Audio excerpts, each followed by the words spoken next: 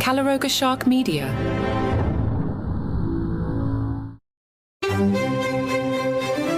Hello and welcome to Palace Intrigue. I am your host, Mark Francis.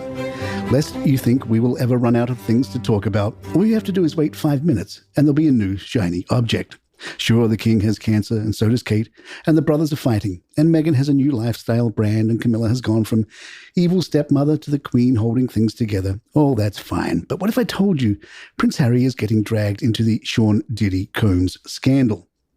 The Daily Beast reports Prince Harry's party days with Sean Diddy Combs could be coming back to haunt him after it emerged that he was named in court documents filed against the rapper, who is facing a litany of shocking sexual assault allegations in a case being brought by one of his former producers, Rodney Jones.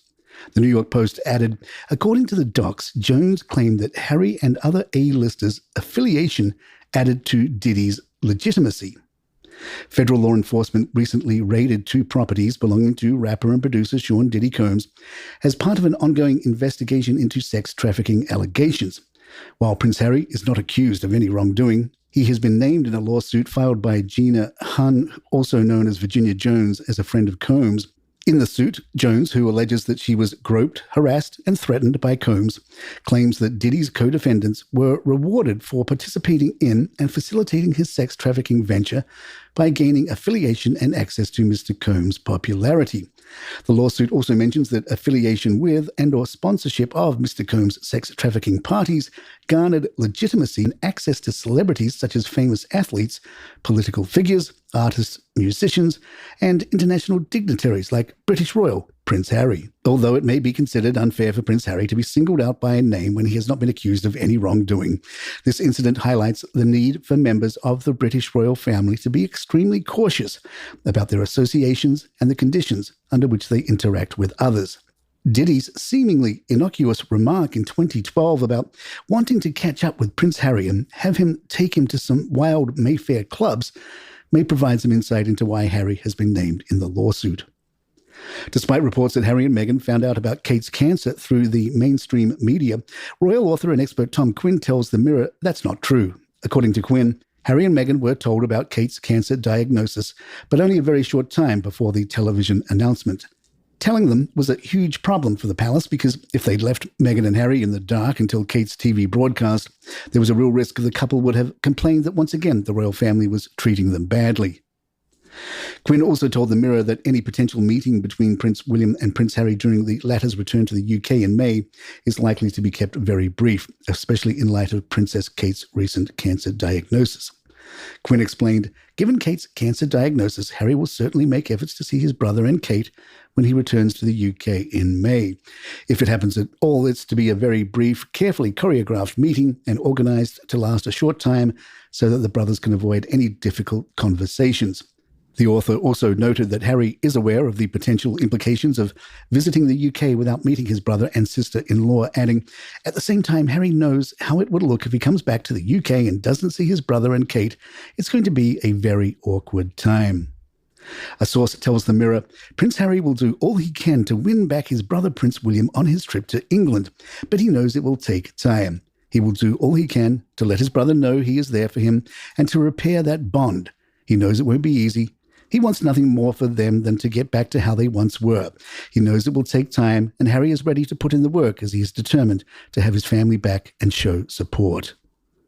Buckingham Palace has confirmed that King Charles and Queen Camilla will lead members of the royal family at the Easter Sunday church service later this week.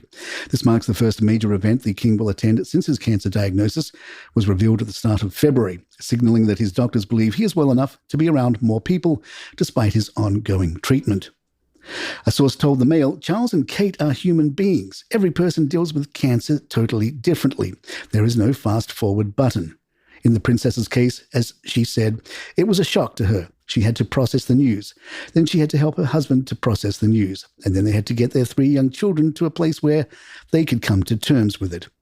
And then she had to share it with the entire world. This is never a message you would want to share, but it was right that it was done when she was ready. Palace Intrigue will be right back. Stephen Colbert appeared remorseful on The Late Show while addressing Kate's recent announcement. Note, this stops short of an apology. I don't don't know if you have noticed, but we do a lot of shows. And I tell a lot of jokes. And I tell jokes about a lot of different things, mostly what everybody's talking about. And for the last 6 weeks to 2 months, everybody has been talking about the mystery of Kate Middleton's disappearance from public life. And 2 weeks ago, we did some jokes about that mystery and all the attendant frou-fra in the reporting about that.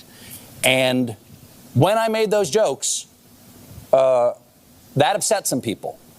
And even before her diagnosis was revealed.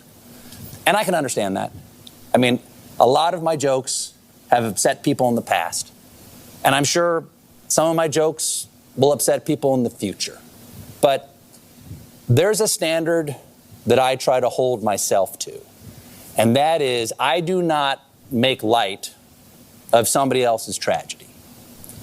Now, I don't know whether her prognosis is a tragic one. She's the future Queen of England, and I assume she's going to get best possible medical care. But regardless of what it is, I know, and I'm sure many of you, far too many of us know, that any cancer diagnosis of any kind is harrowing for the patient and for their family. And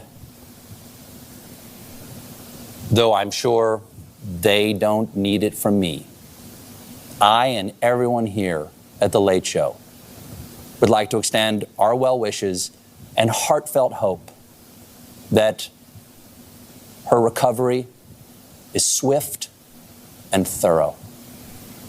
Now, please say hello to Louis Cato and The Late Show Band. In the Mail, Anne Wilson writes, "We all, to a greater or lesser extent, owe the Prince and Princess of Wales an apology, myself included, for giving them such a hard time over that doctored Mother's Day photo, as well as Prince William's last-minute decision to pull out of his godfather's memorial service. With hindsight, everything falls into place. The photo, the memorial service, the muddle over whether the princess would or would not be attending Trooping the Colour. It's a lesson to all of us not to be so quick to jump to conclusions, not to get swept up in speculation, and a salutary reminder that for all the responsibilities the royal family carry, they are people too, and they bleed like the rest of us. Someone such as the princess, who's never once, in all her years as a royal, shown even a flicker of displeasure or uttered a word of complaint, is very rare, especially in public life. And yet she's always made herself so available to the public, not so much by bearing her soul as Princess Diana did, but by being the one reliable constant, by always and unfailingly showing up and being on display. That is why her absence and the subsequent confusion surrounding the Mother's Day photo caused such alarm. For those of us who pay close attention to the royals, it was all just very out of character. The prince and princess always play such a straight bat. Why on earth would they doctor a photo? Something just felt off, and now we know what. Like many, I felt it was not the princess's fault, though characteristically she took responsibility. More a failing on the part of Kensington Palace staff. They should have realised that it would end up raising more questions than it answered. Still, the fact remains that the furor it caused must have been very distressing to Kate in her current condition, and for that I am sorry. In The Sun, Piers Morgan mixed praise for Prince William with taking a shot at the Sussexes. Piers writes, "Imagine for a moment what it's like to be Prince William right now. In the past 3 years has lost both his beloved grandparents, Prince Philip and our late great monarch Queen Elizabeth II. All this after the terrible trauma of his mother, Princess Diana, being killed in a car crash when she was just 36 and he was just 15. And right when he most needs the love and support of his closest family, probably the only people he can truly trust in the world, he finds himself at war with his only sibling, Prince Harry, who so cruelly betrayed him for grubby pieces of Hollywood silver. But if ever proof was needed that the heir to the throne has what it takes to be our next king, it's surely been evident in the astoundingly impressive show-must-go-on mentality that he's displayed amid all this soul-crushing turmoil swirling around him." Piers then discussed one of William's recent outings, adding, "He must be worried sick about his wife and his dad, yet he showed not a hint of what he's really feeling throughout the visit. That takes courage, resilience, stoicism, and an instinctive commitment to duty that all most popular royals have. It's also what makes the predictably self-serving antics of the Duke and Duchess of Sussex at this incredibly difficult time for the royal family so especially nauseating. Within hours of Kate's astonishing and profoundly moving video statement on Friday night, Harry and Meghan rushed to issue a statement saying, "We wish health and healing for Kate and the family and hope they are able to do so privately and in peace." Has there ever been a more pathetically disingenuous claim from those who have brought nothing but very public carnage to the royal family? Hilariously, their preferred media outlet, People magazine, reported yesterday that Harry and Meghan have privately reached out to William and Kate. Another ludicrous claim that begs the obvious question. If it was done privately, how does People magazine know about it? And there you have it. If you'd like to email us, our address is thepalaceintrigue@gmail.com. Please follow us on Spotify, Apple, or your app of choice. If you like the show, give us 5 stars. It really helps us out. I'm Mark Francis. My thanks to John McDermott. This is Palace Intrigue, and good times.